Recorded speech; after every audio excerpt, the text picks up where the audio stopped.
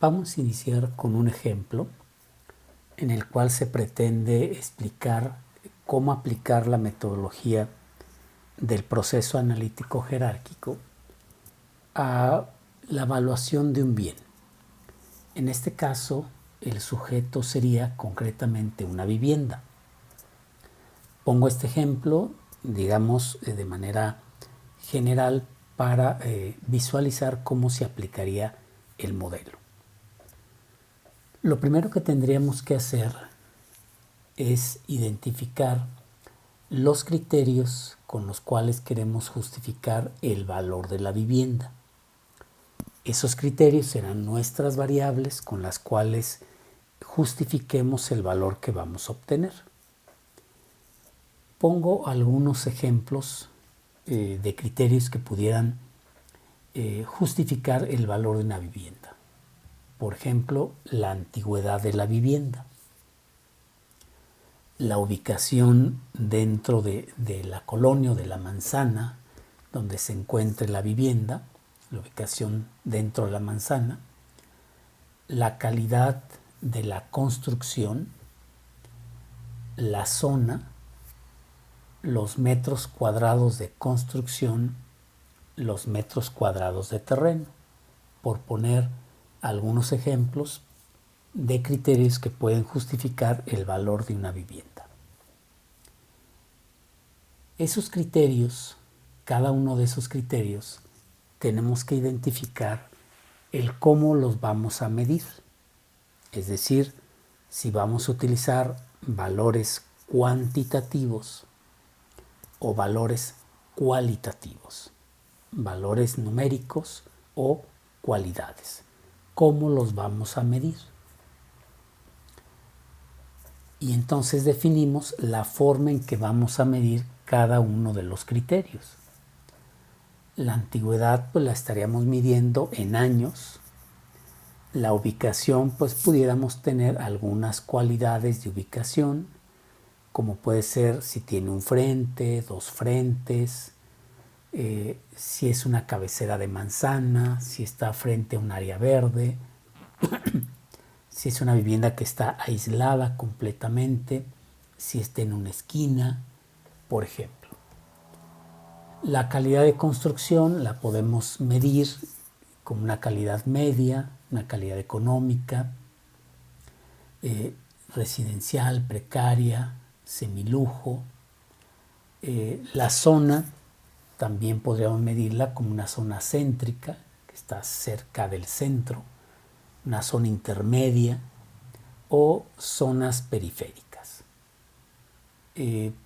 La construcción pues sería en términos de metros cuadrados igual que el terreno. Entonces definimos cómo vamos a medir los criterios. Con base en esos criterios y en la forma en que mediríamos cada uno de los criterios, construimos la tabla de información de mercado. En este sentido buscaríamos los comparables de acuerdo con el sujeto que queremos evaluar. Voy a suponer que el sujeto que quiero evaluar es un sujeto que tiene 10 años de antigüedad, es una vivienda con 10 años, que se encuentra en una esquina con una calidad de construcción media, zona periférica, 200 metros cuadrados de construcción, 250 metros cuadrados de terreno, y quiero saber su valor de acuerdo con este método.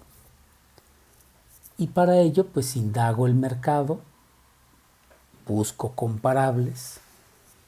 Este método tiene la ventaja de que podríamos utilizar comparables que fueran similares, es decir, comparables que tal vez no sean tan comparables en algunos criterios y en otros criterios sí pueden ser comparables.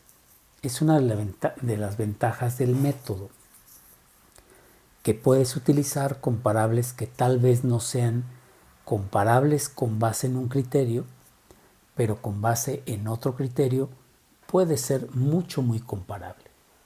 Inclusive puede ser igual. A lo mejor en cuanto a terreno tienen mucha diferencia, pero en cuanto a otros criterios son iguales. En ese sentido el método te permite utilizarlo. Aquí, por ejemplo, tengo un terreno, pero una vivienda con 195 metros cuadrados de terreno, mientras que hay otra vivienda con 400 metros cuadrados de terreno. Pues en ese sentido se pueden utilizar, aun cuando aquí fuera de 600 metros, por ejemplo. Se puede utilizar el modelo, no tiene limitaciones en ese sentido. Construcción, aquí tenemos una de 180 y una de 305. Hay mucha diferencia en cuanto al terreno, pero se pueden utilizar.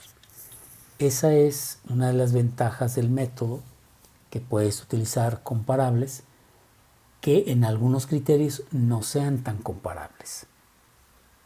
Como en el caso que les comento, aquí tengo una vivienda, por ejemplo, que está en periferia, de 305 metros cuadrados de construcción, y otra que también está en periferia, pero tiene 180 metros cuadrados de construcción.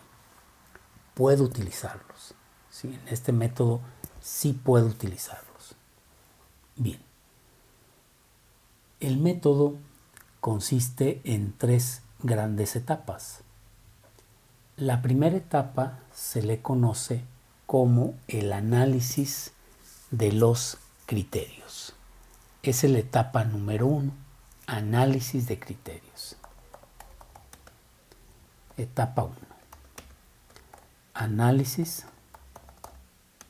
de criterios. ¿Qué vamos a hacer en esta etapa? En esta etapa lo que se hace es determinar cuánto pesa cada criterio, el peso de cada criterio.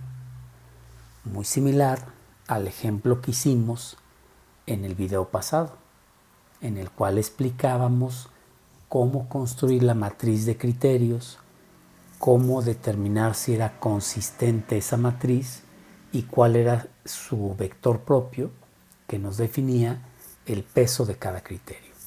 Eso es básicamente la etapa número 1. Bien, entonces empezaríamos construyendo la matriz de ponderación pareada de criterios.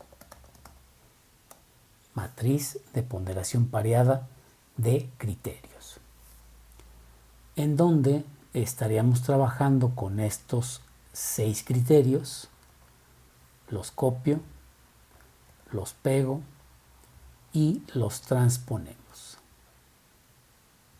La opción transponer, acuérdense que está en el menú de pegar, el menú de pegado, transponer.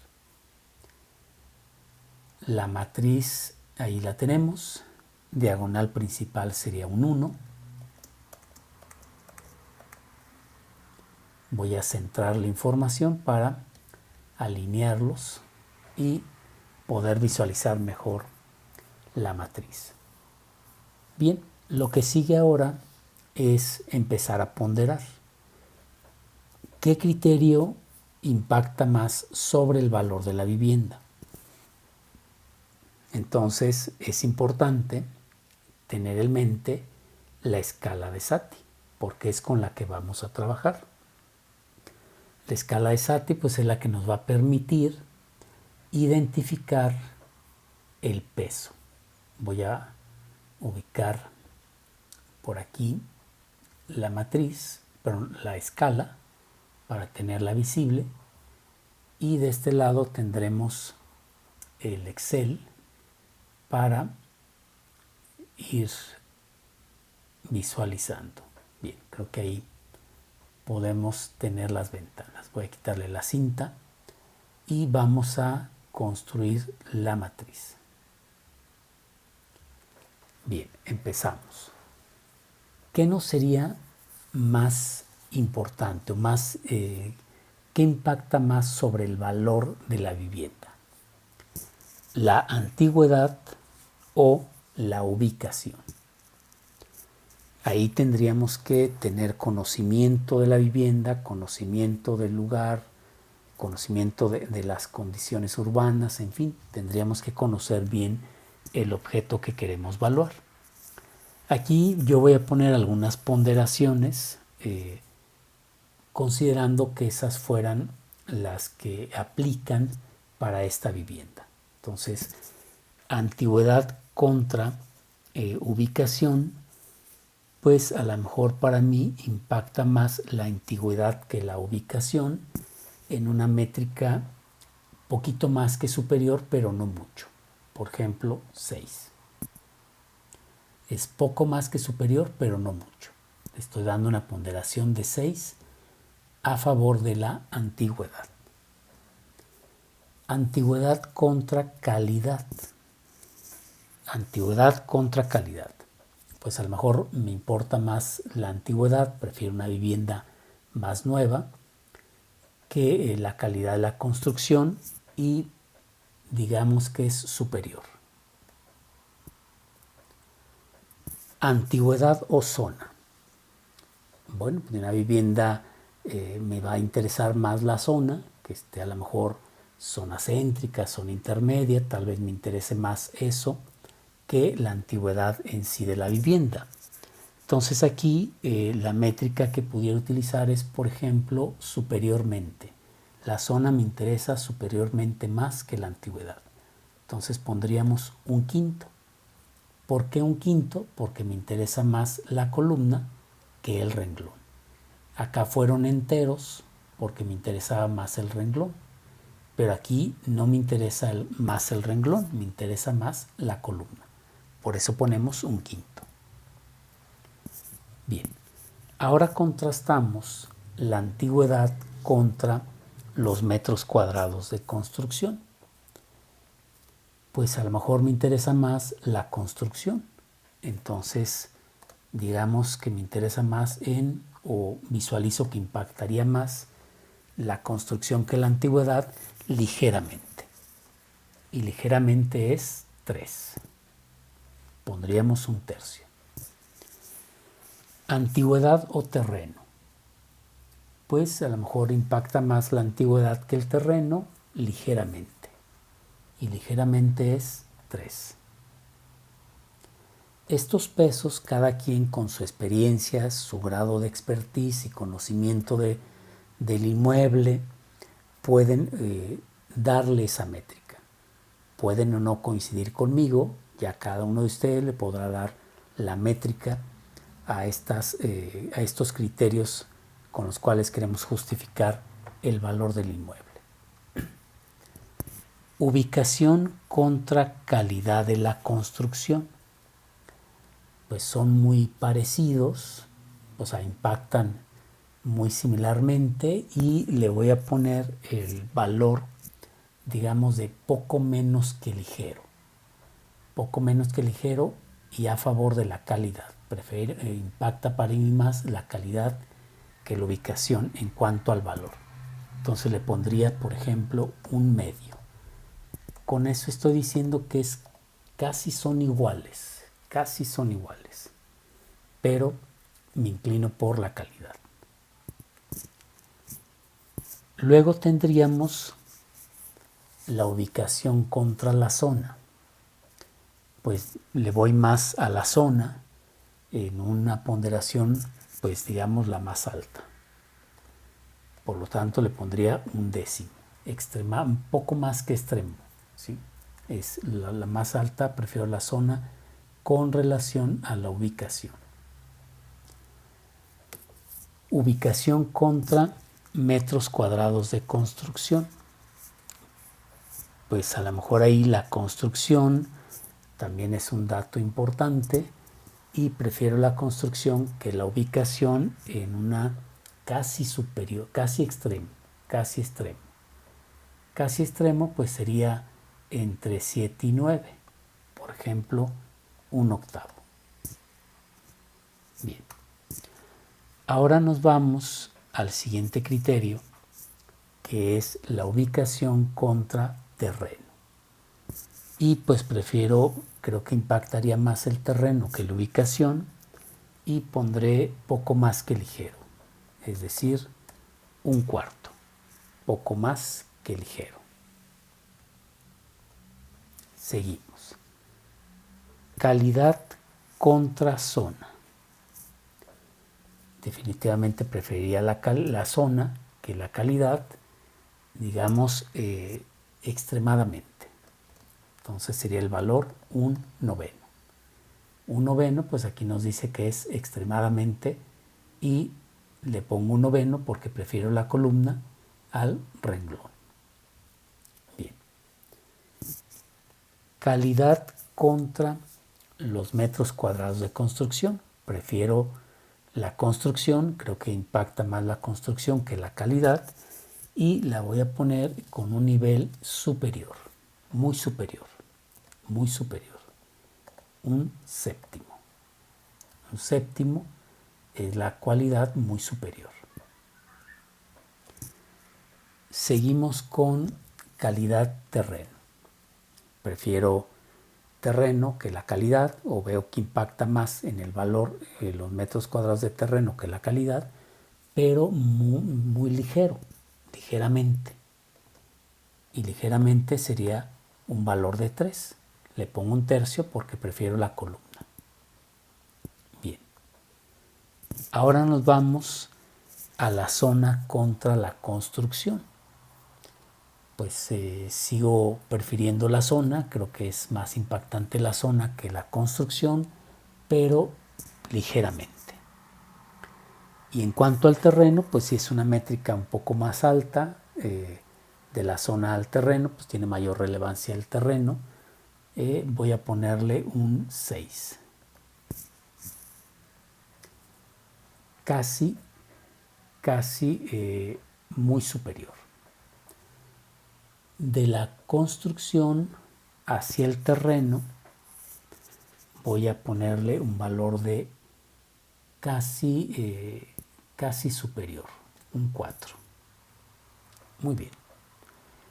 Bueno, pues vamos a ver si con esas métricas pudiéramos tener una matriz consistente. Ahí pueden ustedes pues tratar de analizar los valores. A lo mejor deciden modificar una vez que vuelvan a repasar la matriz, que vuelvan a analizar la ponderación que están dando, pues a lo mejor deciden en su momento hacer algunas modificaciones. Por ejemplo, si ahí le pusiste un 6, a lo mejor puedes decir, no, yo creo que sí considero que la zona impacta muy superiormente más que el terreno. Y a lo mejor deciden ponerle un 7. Bueno, pues está bien, un 7, ¿no? Y a lo mejor la construcción contra el terreno dice, no, yo creo que sí es superior. Y a lo mejor deciden cambiarlo a un 5. Bueno, esas modificaciones las pueden hacer en un segundo análisis que hagan de la matriz con la intención de intentar evitar tener incongruencias. Bien. Basado en esta matriz que ya realizamos, lo que seguiría pues es empezar a construir la matriz triangular inferior. Entonces construyamos la inferior. Acuérdense que la inferior se realiza con el inverso multiplicativo. Para la primera columna utilizamos el primer renglón. Para la segunda columna usaremos el segundo renglón y así sucesivamente. Empecemos con la primera columna. Inverso multiplicativo del primer renglón. Igual 1 entre, movemos el cursor a la derecha, selecciono la celda, Enter. Igual 1 entre, muevo el cursor a la derecha, selecciono la celda, Enter. Igual 1 entre, muevo el cursor a la derecha, selecciono la celda, Enter. Igual 1 entre, muevo el cursor a la derecha, selecciono la celda, Enter. Este pequeño proceso, muy simple, me permite evitar confundirme. confundirme entre quién tendría que dividir en esa celda. ¿Cuál inverso multiplicativo de quién? Entonces es una forma de evitar cometer errores. Continuamos con la segunda columna, en el cual usaremos el segundo renglón. Bien, seguiré haciendo eso para ir construyendo la matriz triangular inferior.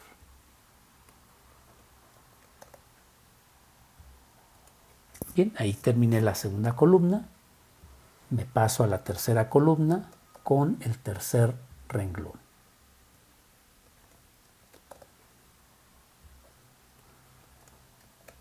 Ahí terminamos el tercer renglón. Perdón, aquí es entre el tercer renglón. Nos vamos a la cuarta columna con el cuarto renglón. Y finalmente, quinta columna con quinto renglón. Ahí tendríamos ya la matriz de ponderación pareada de criterios. Ahora lo que sigue pues es determinar la consistencia de la matriz. Y para ello pues hay que seguir el mismo procedimiento que se hizo en el video pasado. ¿Qué fue lo primero que hicimos? Pues la suma de las columnas. Entonces vamos a hacer la suma de cada una de las columnas. Generamos las sumas. Y a partir de ahí puedo construir la matriz normalizada. Matriz normalizada. Si recordamos el proceso nos dice que divida la celda entre la suma de su columna. Pero como queremos aplicarlo a toda la matriz, el renglón de suma, fijamos su renglón, utilizando el signo de pesos sobre el renglón. Acuérdense que lo pueden activar con F4 o función F4 o Command T si están utilizando una computadora Mac. Bien, ahí tenemos ya la primera división. Lo recorro a la derecha y luego 5 renglones hacia abajo. 1, 2, 3, 4, 5. ¿Por qué 5 más? Porque el primer renglón es de la antigüedad y tengo 5 criterios más: ubicación, calidad, zona, construcción y terreno. Por eso tengo que tener la matriz de 6 por 6. Si eliges cualquier celda, puedes verificar que se encuentre la operación correcta, la celda entre la suma. Bien. ¿Qué sigue después de tener la matriz normalizada? Pues lo que sigue es calcular el vector promedio. Vector promedio. Es decir, sacar el promedio de cada renglón. Promedio de cada renglón.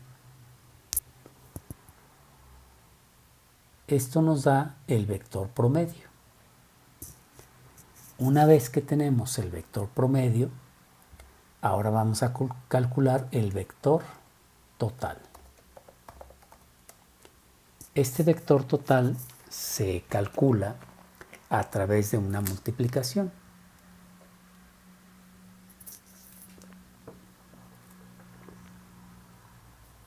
Vamos a multiplicar la matriz de ponderación pareada por el vector promedio. Para ello, seleccionamos primeramente el vector total, o sea, toda el área de salida o el rango de salida del vector total. Nos vamos a insertar función mmult, La matriz 1 pues será toda la matriz de ponderación pareada. La matriz 2 será el vector promedio. Una vez que elegimos la matriz de ponderación como matriz 1 y el vector promedio como matriz 2, presionamos, si estás en una PC, Control Shift Enter. Control Shift con la mano izquierda, lo dejas presionado y sin soltarlo, con la mano derecha, Enter. Primero soltamos Enter y luego Control Shift. Eso nos da el vector total. Una vez que tenemos el vector total, ahora hacemos los cocientes. Vector total sobre vector promedio. Entonces, hagamos la división. Primera componente del vector total dividido entre primera componente del vector promedio. Aplicamos ese cociente para todos y tenemos los cocientes. Con estos cocientes calculamos el promedio de esos cocientes. Promedio de esos cocientes. Y a ese promedio es al que se le llama lambda máxima, L max. La L la selecciono y le cambio el tipo de fuente. ¿Qué fuente le ponemos? Pues la fuente symbol. De esa manera voy a visualizar el símbolo de lambda, lambda max. En este caso nos dio 6.3456. Bien. Ahora calculamos el índice de consistencia. El índice de consistencia es igual, paréntesis, valor de lambda menos el número de variables que estemos trabajando. En este caso el número de variables son 6. Cierro paréntesis, entre, la fórmula nos dice, si recordamos el proceso, n-1, es decir, 6 variables menos 1. Cierro paréntesis. Esa sería la fórmula para calcular el índice de consistencia. Por lo tanto, tenemos un índice de consistencia de 0.069. Finalmente, calculamos el ratio de consistencia. Y para el ratio de consistencia necesitamos la consistencia aleatoria. Si recordamos, es una tabla donde vienen los diferentes valores para la consistencia aleatoria. Voy a abrir ese archivo para de ahí obtener lo que es la consistencia aleatoria. Aquí tenemos el proceso que habíamos seguido, que es este. Aquí está la fórmula que acabamos de calcular, el índice de consistencia. Ahorita estamos haciendo el ratio de consistencia, que es el cociente del índice obtenido entre la consistencia aleatoria. Y para matrices de tamaño 6, la consistencia aleatoria es 1.25. Tendría que dividirlo entre esa cifra, 1.25. Por lo tanto, el ratio sería el índice que acabo de calcular dividido entre 1.25. Y obtenemos el ratio de consistencia. Expresado en porcentaje con 2 decimales, estamos hablando del 5.53%, que si observamos la tabla de ratios máximos para una variable, para 5 o más variables, no debiera de excederme del 10%. Tengo un 5,53, por lo tanto mi matriz es consistente. Bien, ya que es consistente, continúo con mi proceso. ¿Qué sigue en mi proceso? Pues sigue calcular el vector propio. Cálculo del vector propio, o eigenvector, o vector de ponderación, o característico, también se conoce. Bien, para calcular el vector propio, primero vamos a multiplicar 2 veces la matriz de ponderación por sí misma, toda vez que ya la matriz es consistente.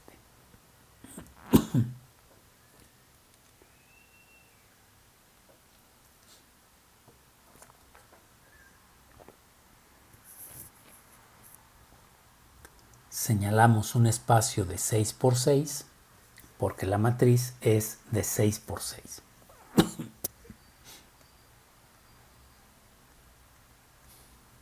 Seis renglones, 6 columnas. 1, 2, 3, 4, 5 y 6. Ahí tenemos 6 renglones y 6 columnas. Nos vamos a insertar función. Función mmult. La matriz 1 pues va a ser la matriz de ponderación pareada, que es esta que tenemos aquí, sin incluir las sumas. Las sumas no son parte de la matriz. La matriz número 2 pues sería ella misma, del 1 al 1, toda la matriz de ponderación pareada. Control Shift Enter y obtenemos el resultado. El resultado debe de ser una matriz cuya diagonal principal tenga el número 6. Bien, ahí tenemos la multiplicación de la matriz de ponderación por sí misma.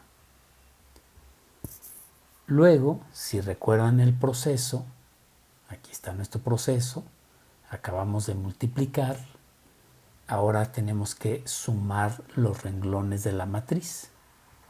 Entonces calculamos el vector suma para con ello sacar la ponderación.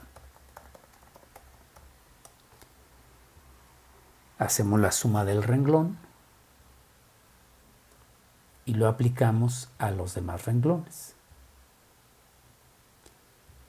Calculamos la suma de ese vector, hacemos la suma de ese vector y ponderamos. La suma ponderada, primera componente del vector entre la suma. Y acuérdense que en esta primera iteración puedo fijar el total para correr la fórmula y acabarla lo más rápido posible. Entonces aquí pues ya corro la fórmula y tengo las ponderaciones de todos los renglones. En esta primera parte sí lo puedo hacer, puedo fijar el total. Bien, seguimos. Ahora decíamos dejar un renglón vacío. Pueden dejar uno o pueden dejar dos o los que ustedes quieran. Simplemente que esa cantidad de renglones que dejen la tendrán que dejar todas las veces que peguen el proceso. Bien, en este caso solo dejaré uno para no ocupar tanto espacio. Selecciono un área de 6 renglones, 1, 2, 3, 4, 5, 6 y 6 columnas. 1, 2, 3, 4, 5 y 6. 6 por 6. Insertar función. Función mmult. Ahora elegimos la matriz que tiene diagonal 6 como matriz 1 y también como matriz 2. Seleccionamos las dos matrices.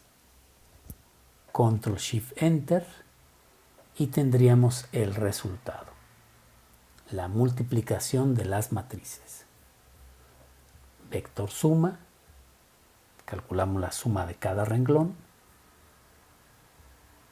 lo aplicamos a todos los renglones, calculamos la suma de ese último vector y ponderamos. Y en esta segunda iteración, la ponderación la hacemos sin fijar la celda, una por una, sin fijar el total. Segunda componente entre el total. Tercera componente entre el total. Cuarta componente entre el total. Cuarta componente entre el total. Quinta componente sobre el total y finalmente sexta componente sobre el total. Y verificamos si la ponderación de la iteración anterior es la misma que de la segunda iteración. Si son iguales, ahí termina el proceso. Si son diferentes, debo de seguir haciendo el proceso. En este caso termina en 41 y aquí en 81. Quiere decir que son diferentes, por lo tanto, debo de continuar con las iteraciones.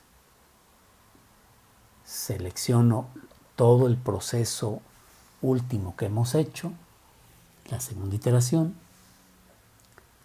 la copio, como dejé un espacio entre una iteración y otra, pues vuelvo a dejar un solo espacio y pego. Verifico, 81, 24 son diferentes, dejo un renglón, selecciono una celda y pego. Verificamos, 24, 72 son diferentes, dejo un renglón, selecciono una celda y pego. Verificamos, 72, 72, 09, 09, 22, 22, 22, 22, 73, 73 y 21, 21. Listo. Ya se repitió, ya terminamos el proceso. Esta última columna la copiamos, la pegamos un poco más abajo. Acuérdense de pegarla como vínculo, por si modifican algo, pues se actualiza. Se expresa en porcentaje con 2 decimales y este es el peso de cada criterio. ¿Quiénes son los criterios? Bueno, pues nos vamos acá arriba, hago una copia de los criterios y los pegamos.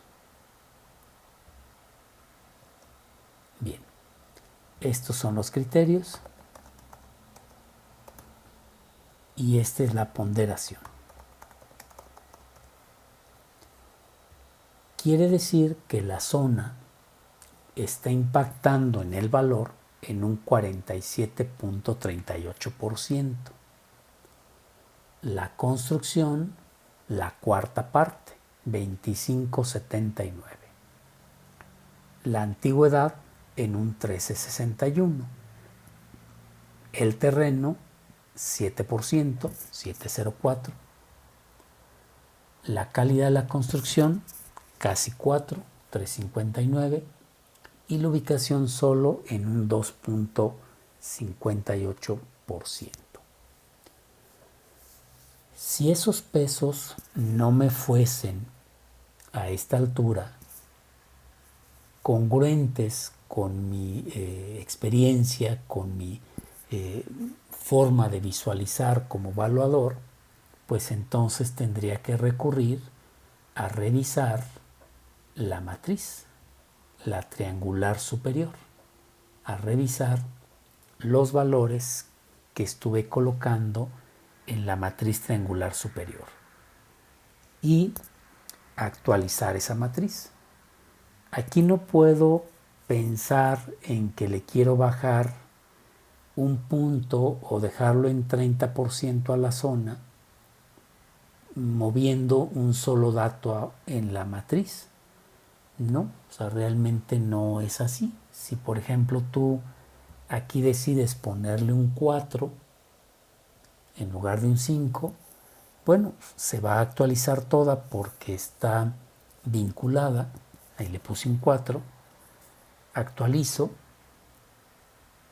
el ratio me dio 5.27, es consistente, y el peso pues realmente no se ve impactada la zona en ese sentido, ¿sí?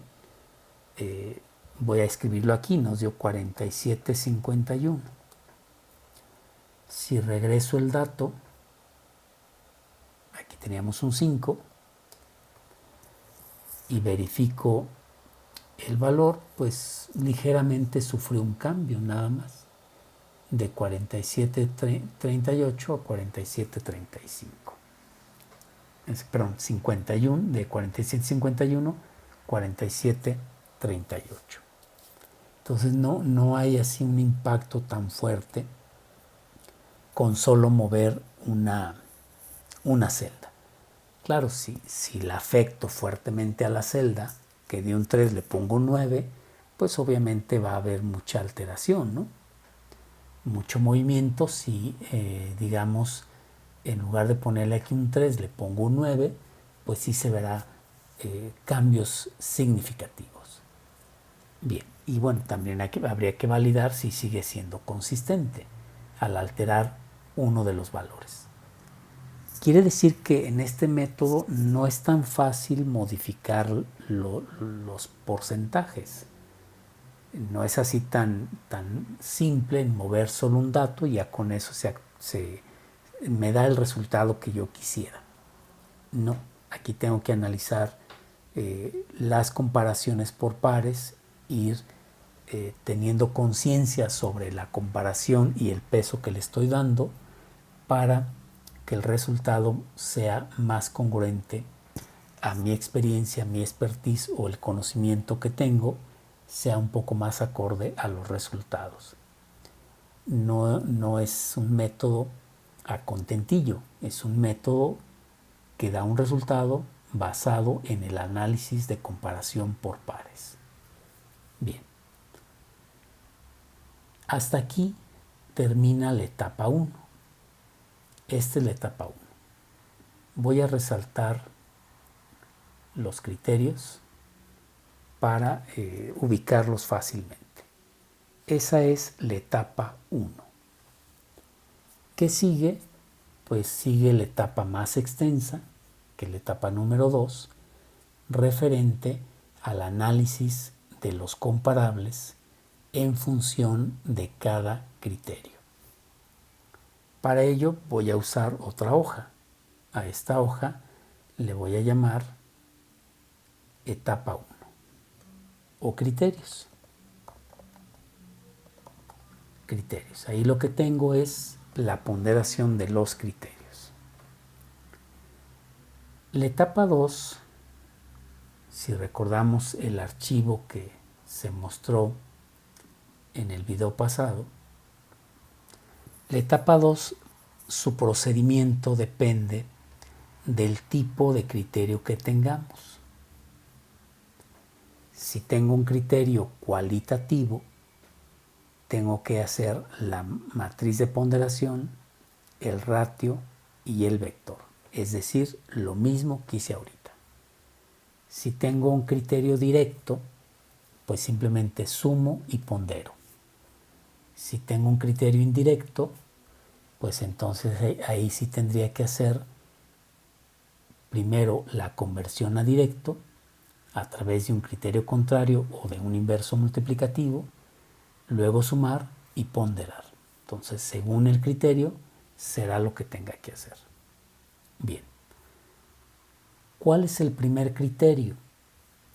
Si nos vamos a nuestra tabla de información de mercado, el primer criterio es la antigüedad. Y es un criterio directo o indirecto. Es un criterio numérico, pero ¿será directo o será indirecto? Directo es aquel que entre más grande sea el valor de la variable, mayor valor tendrá el inmueble, en este caso. Entonces me preguntaría, ¿entre más años tenga, tendrá más valor el inmueble? ¿O es al revés? Entre más años tiene el inmueble, menos valor vale en el mercado. Si fuese así, entre más años menos valor sería indirecto. Si entre más años tiene más valor, sería directo. En este caso, como viviendas no antiguas, pues entonces el criterio de antigüedad sería que entre más años tenga la vivienda, pues menos deseable sería, menos valor tendría.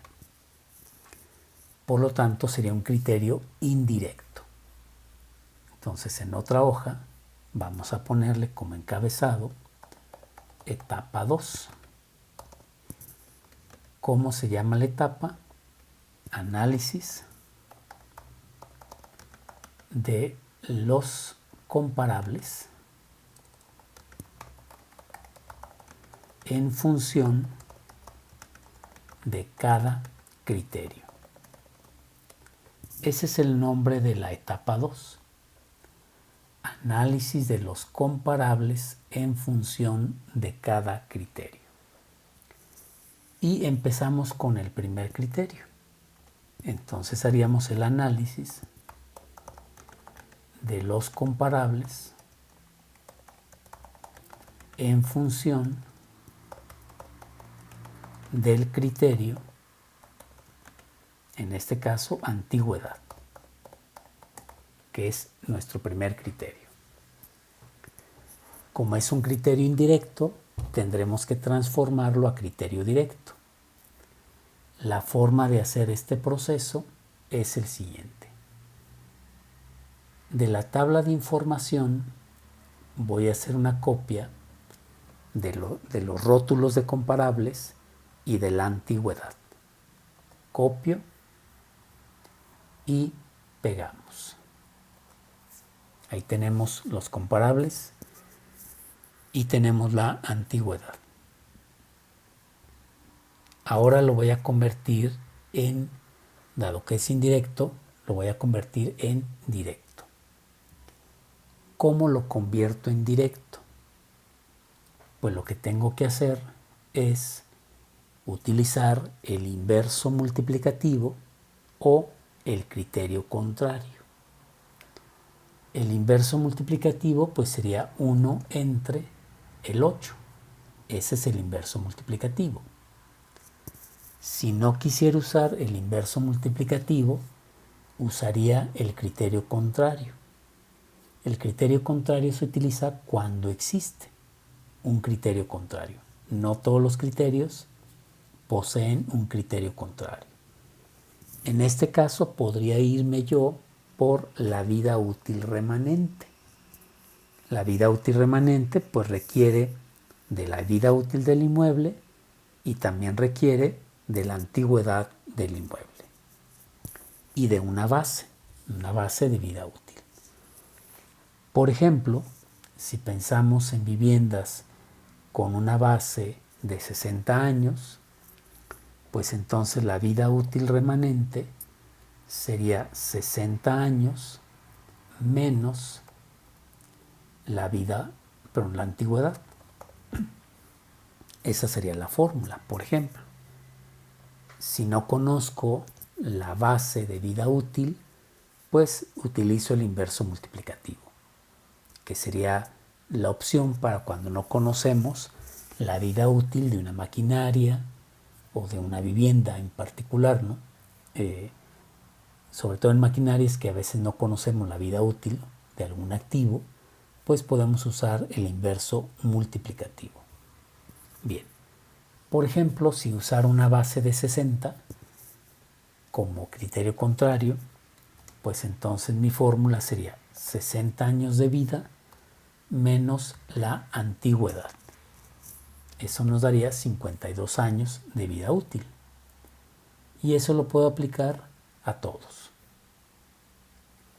De esa manera, el más nuevo, que es este, tendrá mayor vida útil.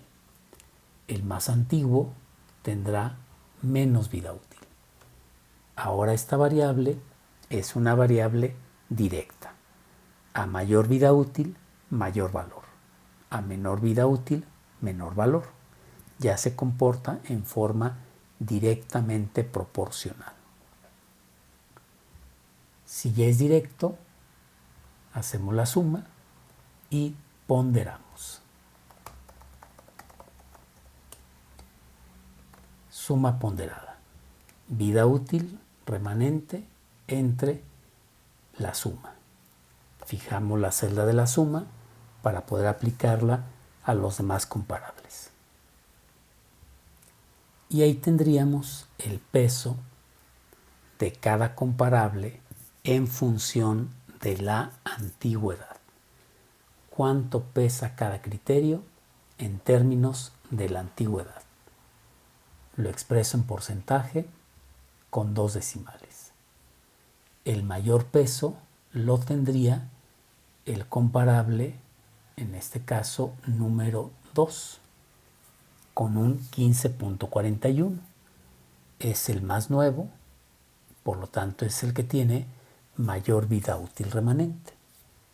El menos deseable, pues es el comparable 5, que tiene 12 años, o bien una vida útil remanente de 60, y su ponderación del 13.45. Ese es lo que tendríamos que hacer con un criterio indirecto. Entonces a esta hoja le voy a llamar antigüedad, que es el criterio que se analizó. Siguiente criterio, ubicación. Fíjense que en este criterio estamos hablando de un criterio cualitativo. Ya no es un criterio cuantitativo, sino es cualitativo. Criterio cualitativo. ¿Qué tendríamos que hacer con este criterio cualitativo? Pues tendríamos que, de acuerdo con el procedimiento, hacer la matriz de ponderación, calcular su ratio y calcular su vector. Si la matriz no me es consistente, bueno, pues puedo apoyarme del orden previo. Bien. Veamos ese análisis. Entonces tomamos los letreros, me voy a otra hoja nueva, copio los letreros y modifico, creo que no copié los letreros correctamente, me faltó el de mero arriba, más bien son estos dos letreros los que tengo que pegar. Que estamos en la etapa número 2 y que ahora es el análisis de los comparables, ya no en función de la antigüedad, sino ahora nos vamos a ir al criterio ubicación. Entonces ahora es el criterio ubicación.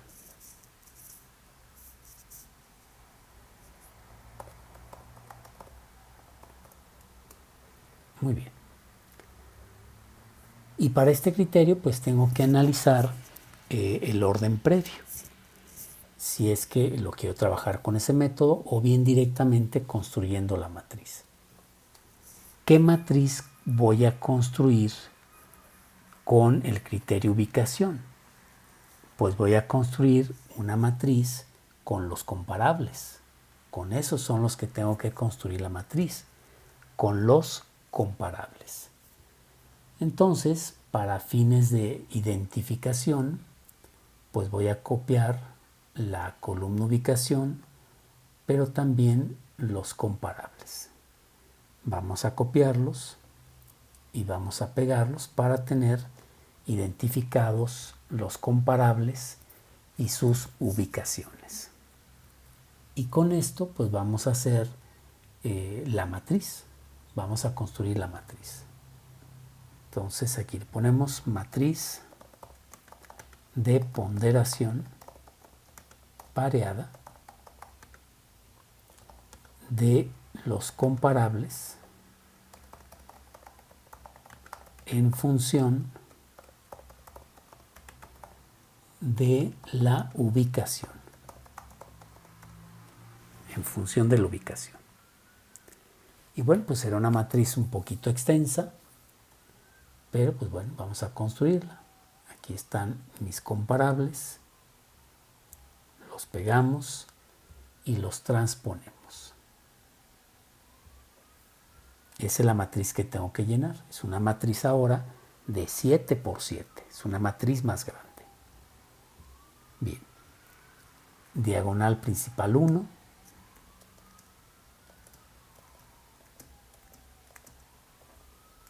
Voy a centrar. Y empezaremos a llenar esta matriz a través de la comparación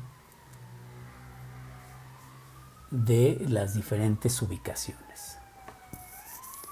Y me apoyo con la escala de Saty. Entonces voy a poner la escala de Saty que tenemos por aquí para poder ponderar. Bien, vamos a ubicar la escala. Aquí está la escala de Saty. Bien, la vamos a poner por aquí en pequeño para tenerla identificada. Muy bien, aquí está la escala de Saty. Entonces empezamos. ¿Qué me sería más importante? Comparable 1 contra comparable 2. El comparable 1, su ubicación es intermedia, mientras que el comparable 2 es con un frente. Es decir, el comparable 1 está en una calle intermedia, una ubicación intermedia dentro de la calle, y el comparable 2 tiene un frente. ¿Qué me sería más, qué le da más valor? ¿El que esté en calle intermedia o el que tenga un solo frente?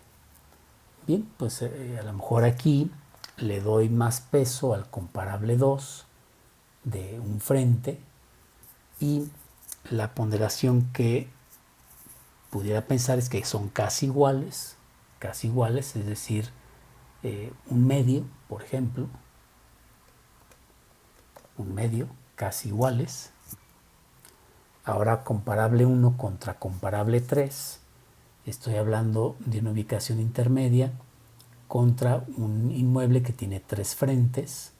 Entonces intermedia contra 3 frentes, pues el comparable 3 sería más deseable, y a lo mejor la métrica sería alta. Vamos a poner la escala. Sería alta, por ejemplo, una casi extrema. Le voy a poner un octavo, 1 entre 8. Nos vamos al siguiente, 1,4. Estamos hablando de una intermedia contra el comparable 4, que es cabecera de manzana. Cabecera de manzana pues ya sería más que extremo, entonces le podría poner un décimo. Comparable 1, que es ubicación intermedia, contra comparable 5, que es 2 frentes. Pues me iría por 2 frentes, poco más que ligero. Poco más que ligero, pues sería un cuarto. Comparable 1 contra comparable 6. El 1 es intermedio y el 6 también. Son iguales, por lo tanto, un 1. Comparable 1 contra sujeto. El 1 es intermedio y el sujeto es esquina. pues sería la esquina la que tendría mayor valor, poco más que superior. Entonces le podríamos poner un sexto. Bien, estamos utilizando, acuérdense, la escala de Satie que tenemos acá. Y un sexto pues es más que superior, pero no mucho. ¿Sí? Más que superior. Muy bien. Seguimos. Déjenme hacerlo un poquito más chiquito para que podamos visualizar un poco ahí la escala. Seguimos. Comparable 2 contra comparable 3. El 2 es un frente, el 3 es 3 frentes, preferiría 3 frentes y sería muy superior, por ejemplo, un séptimo. Comparable 2, que es un frente, contra comparable 4, que es cabecera de manzana. Pues nos iríamos a la cabecera de manzana, pues extremadamente, básicamente, ¿no? Sería un noveno. Cabecera de manzana. Comparable 2, que es un frente, contra comparable 5, que es dos frentes. Bueno, pues no habría tanta diferencia, pero nos iríamos con el de dos frentes en una medida pues ligera, un tercio. Comparable 2, que es un frente, contra comparable 6, que es intermedia, pues preferiríamos la de un frente, pues casi serían iguales, le podríamos poner un 2. Ahora nos vamos con comparable 2 contra sujeto. El comparable 2 es un frente, el sujeto es esquina, pues sería mejor la esquina superiormente. Un quinto, superiormente. Comparable 3 contra comparable 4. 3 y 4. El 3 es 3 frentes, pero el 4 es cabecera de manzana. Entonces preferiríamos la cabecera de manzana ligeramente porque el otro es 3 frentes. Comparable 3 contra comparable 5. 3 frentes contra 2 frentes. Pues preferimos 3 frentes a 2 frentes superiormente. 3 con 6. 3 frentes contra intermedia. Preferiríamos el comparable 3, que es 3 frentes, y lo voy a poner, por ejemplo, una medida un poco más que superior. 8. Comparable 3, que es 3 frentes, contra sujeto, que es esquina. Preferiría 3 frentes. Entonces le voy a poner una métrica de ligeramente. Esto lo tienes que hacer basado en el valor, que tanto impacta sobre el valor. Comparable 4 contra comparable 5. Cabecera de manzana contra dos frentes. Pues sería cabecera de manzana muy superiormente que el dos frentes. Comparable 4 contra comparable 6. Cabecera de manzana con intermedia, pues habría mucha diferencia. Y voy a poner la más extrema, que sería un 10. Es mucho más que extremadamente. Comparable 4 contra sujeto. Cabecera de manzana contra esquina. Pues vamos a ponerle, preferimos la cabecera de manzana en su medida superior. Cabecera de manzana es el comparable 4. Bien. Nos vamos al comparable 5, que es dos frentes, contra el comparable 6, que es intermedia. Pues preferiría dos frentes, un poquito más que ligero. Un poco más que ligero sería 4. 5 contra sujeto. Dos frentes contra esquina. Dos frentes contra esquina, pues preferiríamos la esquina ligeramente. Un tercio. Finalmente, el comparable 6, que es un intermedio, contra esquina.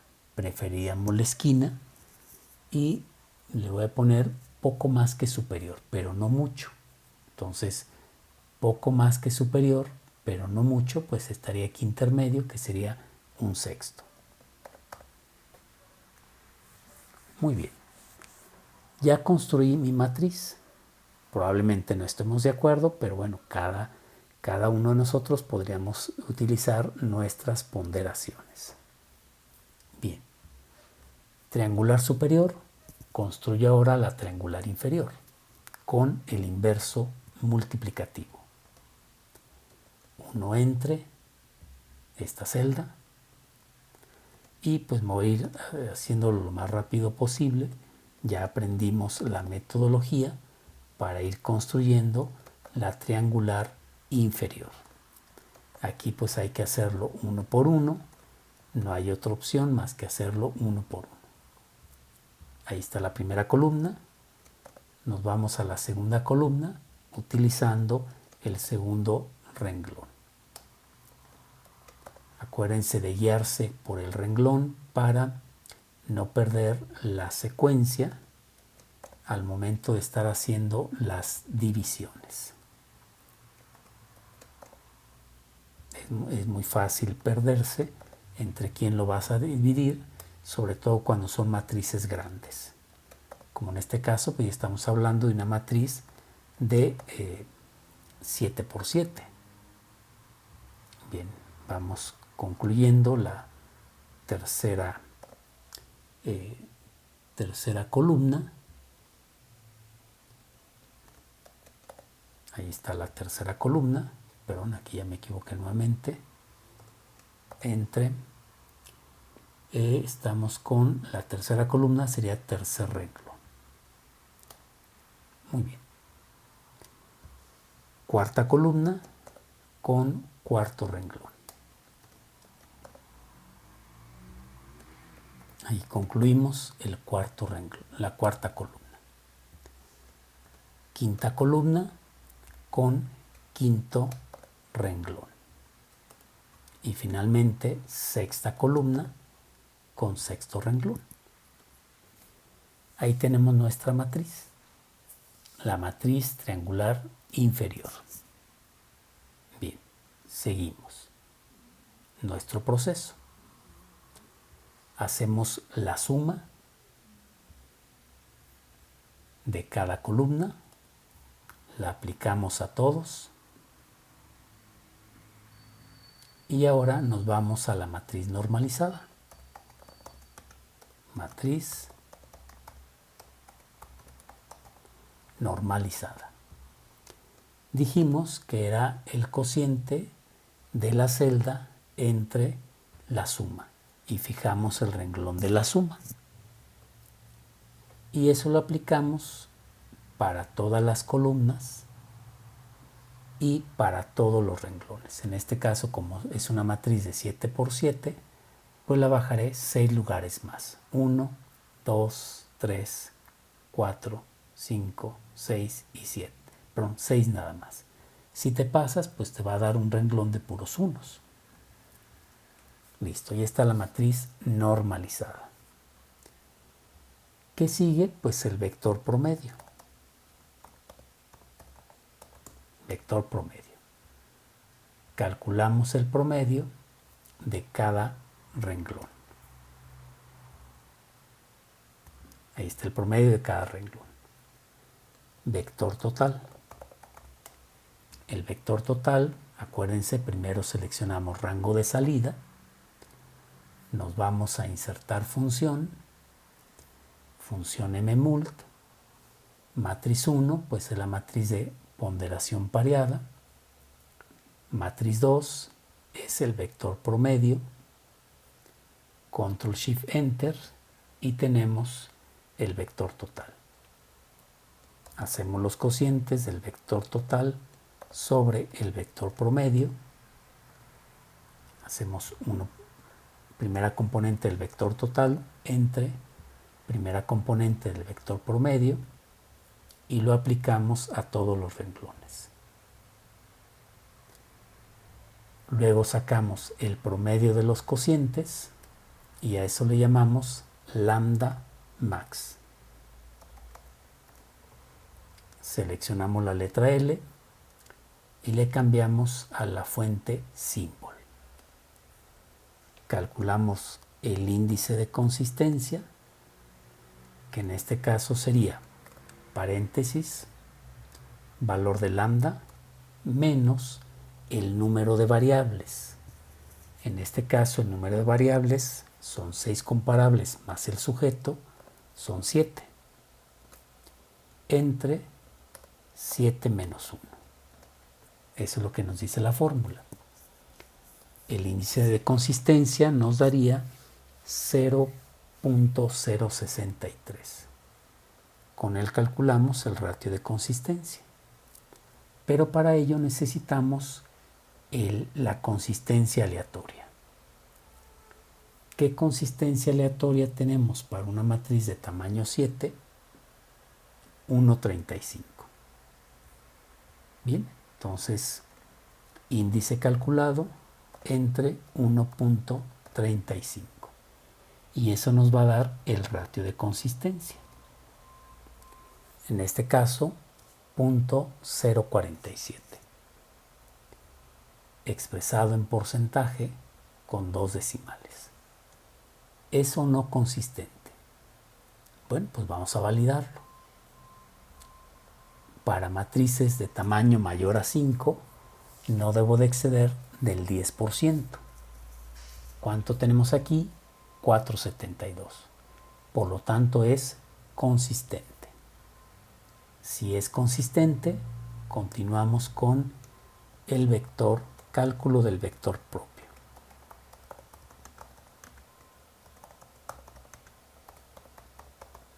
Cálculo del vector propio. Y para calcularlo, pues acuérdense, seleccionamos primeramente una matriz de 7 por 7. 1, 2, 3, 4, 5, 6, 7. 7 renglones, 7 columnas. 1, 2, 3, 4, 5, 6, 7. 7 por 7.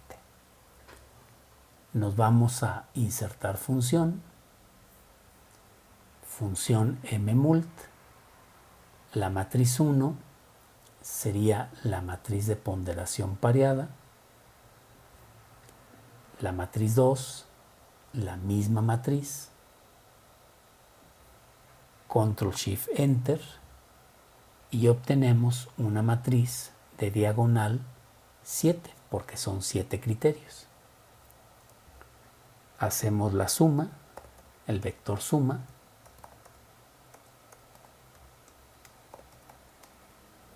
la suma de cada renglón, totalizamos ese renglón y ponderamos. Ponderamos.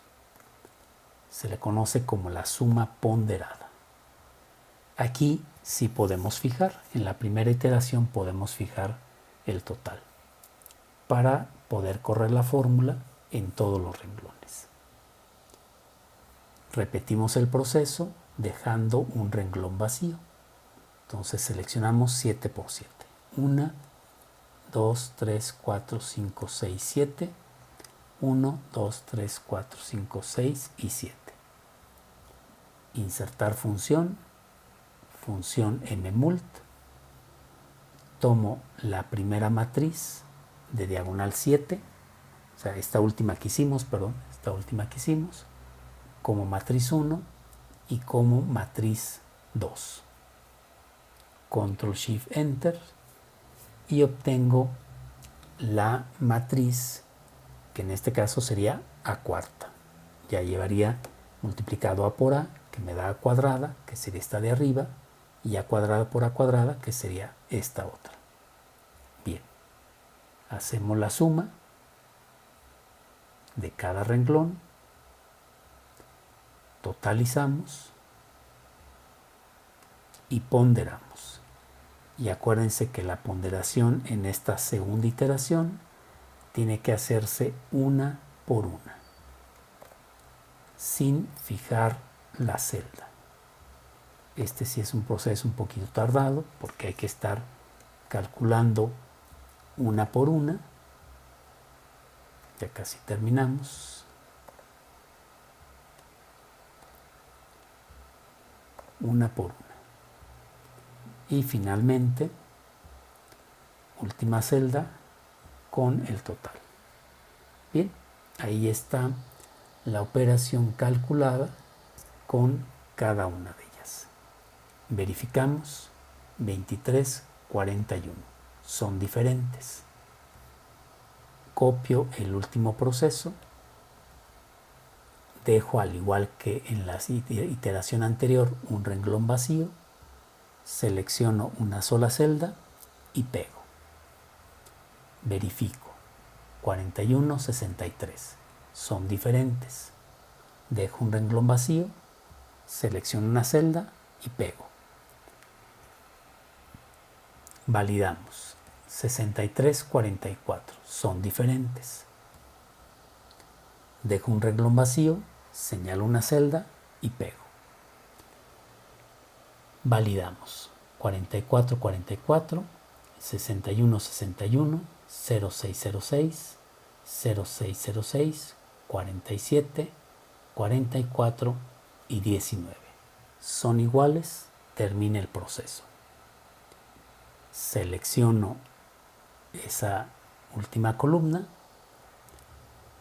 la pego en un espacio más abajo como vínculo, expresado en porcentaje con 2 decimales, y este es el vector propio del criterio que estamos trabajando.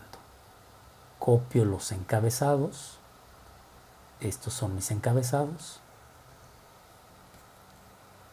Los vamos a pegar aquí. Estos son mis comparables. Y este es la ponderación concretamente del criterio ubicación. Entonces esta es la ponderación